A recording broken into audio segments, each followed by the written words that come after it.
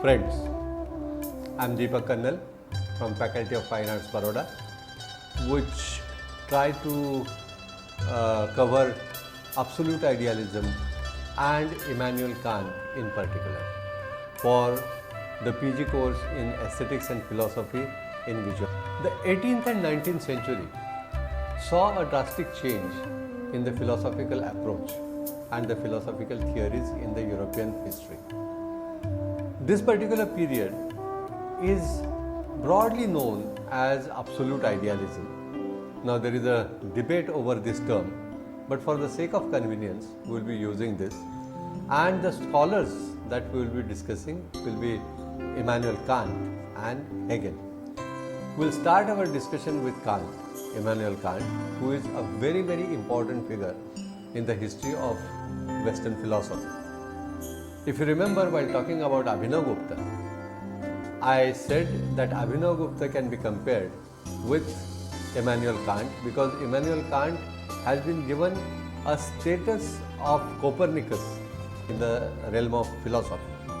As Copernicus changed the approach to science, because he is the person who proved for the first time that the sun is static and the earth keeps revolving around it, and that changed the perspective towards science.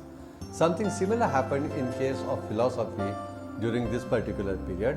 The philosophers of this period proposed some theories which changed the perspective towards philosophy. Kant is a believer, and at the same time, on the other hand, he is also a student of mathematics, he is a student of science, so he believes in rationality and he believes in faith also. It's a very interesting dialectic that instead of posing faith against reason, he is trying to incorporate faith and reason together, which I am tempted to compare with the Indian notion of Jnanottar Bhakti. Bhakti is faith, Bhakti is devotion, and devotion does not recognize reason. But in a particular period, when people started talking about Jnanottar Bhakti, in a way, after realizing the limitations of knowledge, after realizing the limitations of reason, you start believing in faith. You subscribe to faith.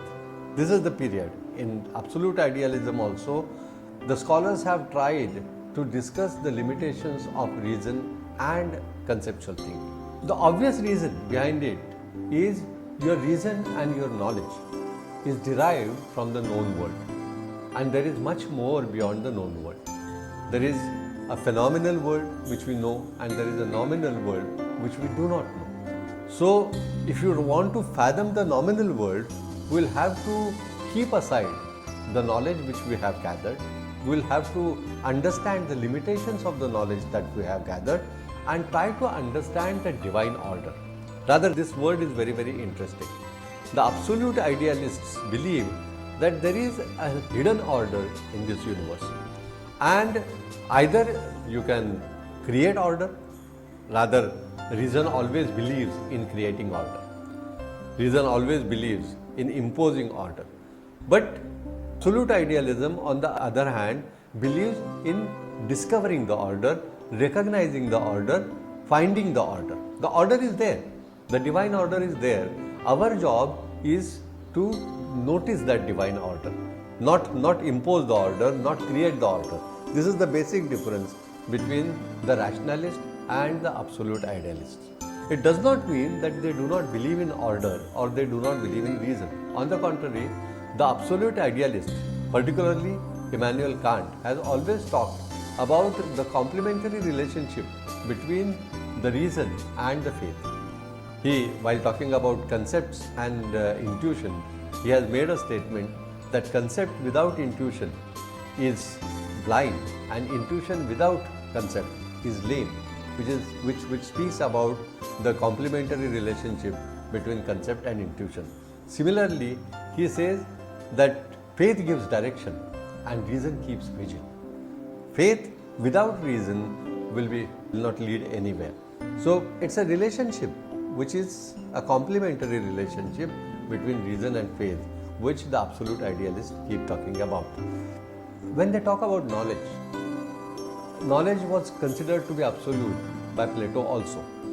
But Plato has a very objective approach towards knowledge, as if knowledge is something which exists somewhere and it is the moral responsibility of an individual to reach that knowledge. Kant looks at knowledge from a different perspective. He does not look at it as an object, he does not look at it as an achievement. Rather, his idea about knowledge is closer to the Indian notion of knowledge. In India, we believe in the trilogy. A knowledge is a result of the relationship between the Jnata and the Jnana. There is Jnana, but there is a knower and there is something that is knowable. When the knower is leading towards knowable, whatever he gathers on the way is knowledge. There is nothing like absolute knowledge. Like it is a process, and that is what Kant is trying to tell us. He says, knowledge is the cognitive capability of the knower. It is the cognitive capability of a knower, and that is why the knowledge will change from person to person.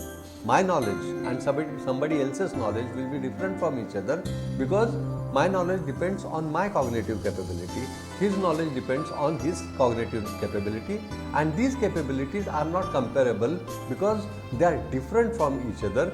They are not necessarily lesser or more than each other. This is a very interesting thought which is quite different than the earlier notion of knowledge in the Western tradition. Kant repeatedly keeps telling us that rationalism or empiricalism has their own limitations. He tries to, but it doesn't mean that he negates the significance of this particular knowledge. He tries to differentiate between different types of knowledge. The empirical knowledge obviously is derived from your experiences. It is cognized through the experiences, through the experiments. Whatever you see around you, that experience will lead you to the empirical knowledge, and it can always be proved. The most important thing about empirical knowledge is empirical knowledge can be proved with the help of experiments. If somebody questions that particular statement, it is possible to prove it to that particular person, and that is why empirical knowledge is most convincing knowledge. There is another type of knowledge which is not empirical because you cannot experiment with every reality. If we are talking about the distance between the earth and the moon, we do not actually compare, we do not actually measure it, but we can calculate it. There are so many things which are being talked about the space. There are so many things which are being talked about, or for that matter, a knowledge like algebra. In algebra, there is nothing empirical. You cannot prove anything empirically, but it doesn't mean that it is not a knowledge. This knowledge is based on concepts. This knowledge, empirical knowledge, is perceptual knowledge. The knowledge which we are talking about is analytical knowledge or conceptual knowledge, where the concept or the logic can prove the knowledge. So there is perceptual knowledge or empirical knowledge which is derived from your experiences of this world. Then there is conceptual knowledge or analytical knowledge which is derived with the help of your logic. And there is one more knowledge which Kant speaks about, and I think this is the most important thing which the absolute idealists keep talking about, is the a priori knowledge. This a priori knowledge, a priori, is before experiencing something. Or it can be called, Crochet later on calls it intuitive knowledge. There is a knowledge which cannot, like empirical knowledge or analytical knowledge, can be acquired, can be explained. When I gather some empirical knowledge from the surroundings, I can explain that knowledge to my students. I can prove that knowledge to my students, and I can impart that knowledge to my students. The same is true about conceptual knowledge. With some understanding of the concepts and analytical attitude, it is possible to impart and acquire analytical knowledge also. But a priori knowledge is the knowledge which is born with you. It cannot be acquired, it cannot be impaired. It cannot be taught, it cannot be learned. It comes with you. In Indian tradition, it is called Sahaja Jnana. Saha is with, Ja, the one which is born with you. Nobody teaches you to laugh. Nobody teaches you to cry. Nobody teaches you to love. All these things are born with the human being, And this knowledge, these are general human feelings. But there are many more things which are born with you, they are not taught to you. Rather, we use this term very often. Of course, we use it in a very limited context, intuition. We know that there is no specific reason behind a particular judgment, but you can judge things very well. You feel, there is a gut feeling. These are the words which we use in our everyday language, a gut feeling. That gut feeling is also an intuition. So there is a knowledge which you can acquire without experiences. And that knowledge is very, very important. It is believed that the animals and the birds, they have better intuitive knowledge than the human being. But human being is the only living being which has all the three knowledges, which can acquire all the three knowledges: empirical knowledge, the analytical knowledge, and the intuitive knowledge. All three of them are present only in the case of a human being. So these knowledges together, this a priori knowledge, can give us the understanding of the nominal world. When we were talking about the phenomenal world and the nominal world, the understanding of the phenomenal world is possible with the help of these categories, the man-made categories. But for the understanding of nominal world, we'll have to rely on the intuitive knowledge. So keeping these things in mind, we'll try to understand the Kantian theory. We try to understand general premises of absolute idealism, very, very complex. It's not that simple. But before we try to understand the Kantian theory of beauty, we just wanted some prelude before that. So Kant, as I told you, he has believed to have given a Copernican turn to the study of aesthetics because he changed the agenda of aesthetic inquiry. He changed the concerns of aesthetic inquiry. He is the first person till now, if you remember, when Plato talked about aesthetics, he talked about art. He told us what art is. He said art is imitation. Aristotle told us art is expression of emotions, or art is catharsis of emotions. So all the aesthetes till now have been trying to tell us what art is. For the first time, we come across an aesthete who doesn't want to talk about art at all. Rather, he has totally shifted the focus from art and he has focused on the notion called beauty. The notion of beauty is being discussed in aesthetics for the first time in 19th century. It's a very curious word. Rather, whenever we talk about art, we seldom talk of beauty. Wittgenstein has interestingly mentioned it at some juncture. He says that beauty is the word which is seldom used while talking about art. When we talk about art, we don't talk of beauty at all.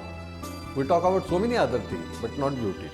But Kant has shifted the concern of aesthetics to beauty because he has something really absolute to talk about. Art is a man-made thing.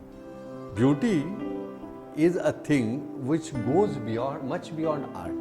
There is beauty in nature. There is man. When we are talking about art, we are only talking about the man-made beauty. But when we talk about the beauty, we go beyond art and talk about beauty in general. And that is why Kant is focusing on a much larger agenda than the earlier aesthetes. We must understand this. This is his contribution. And then he has so many followers who have tried to do that. We know Collingwood, the Crochet, Bosanquet, Beardsley. So all these people are the followers of Kant and who tried to extend the inquiry which was introduced by this great scholar in 19th and 20th century.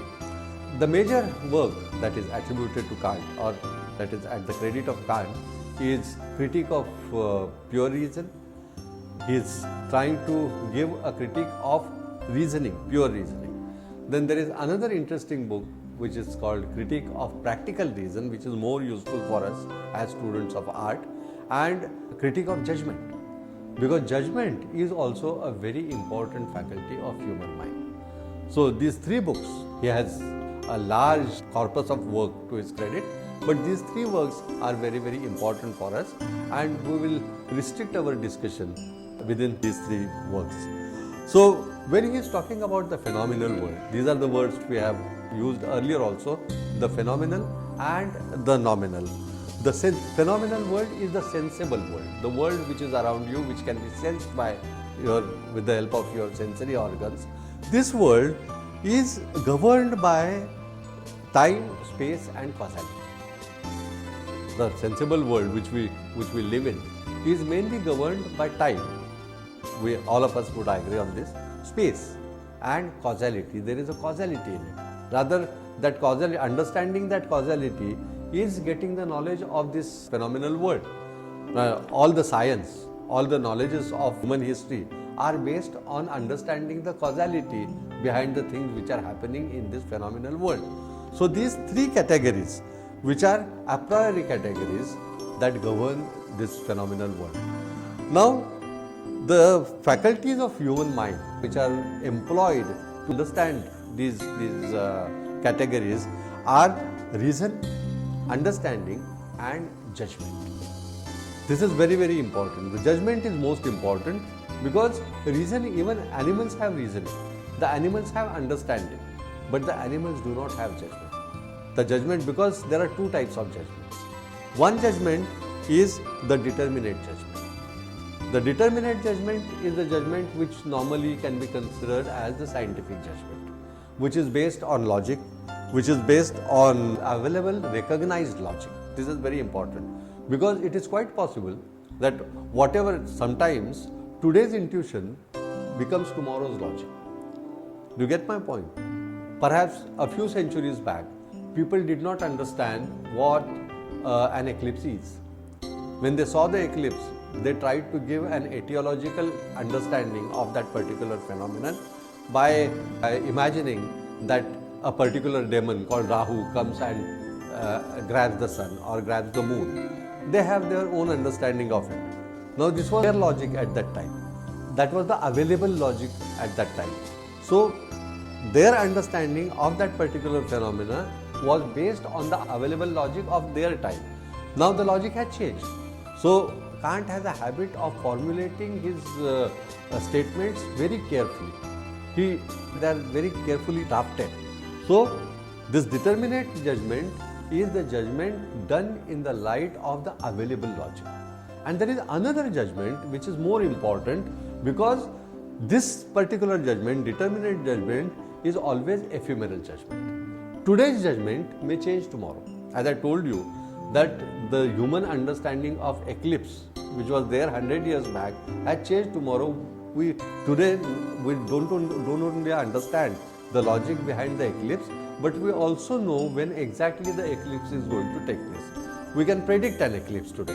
So this is yesterday's logic was ephemeral, and it is quite possible that what we know about the eclipse today, our understanding might change tomorrow. The different theories which were proposed about the creation of this universe are being changed every day because the logic is changing every day. There is another logic which is unchanged and which is not logical, which is very interesting. And that logic is known as reflective, that judgment is known as reflective judgment. The reflective judgment is discernible from the diversity fathoming the purposiveness. There is a purposiveness. We were talking about the purpose and the purposiveness. That particular judgment is always subjective, is always a priority, unlike the one which we talked about, which was based on logic. So this a priori judgment also is considered to be valid by the absolute idealists. Normally, the subjectivity is not given the same status as objectivity in the history of knowledge. The absolute idealists are giving both these things an equal importance. So, determinate judgment is not considered to be superior to the reflective judgment. They are giving equal importance to reflective judgment because somewhere it is an attempt towards sensing the intrinsic logic of the nature, which cannot be spelled out, which cannot be explained, which cannot be calculated. So that is the difference between the two.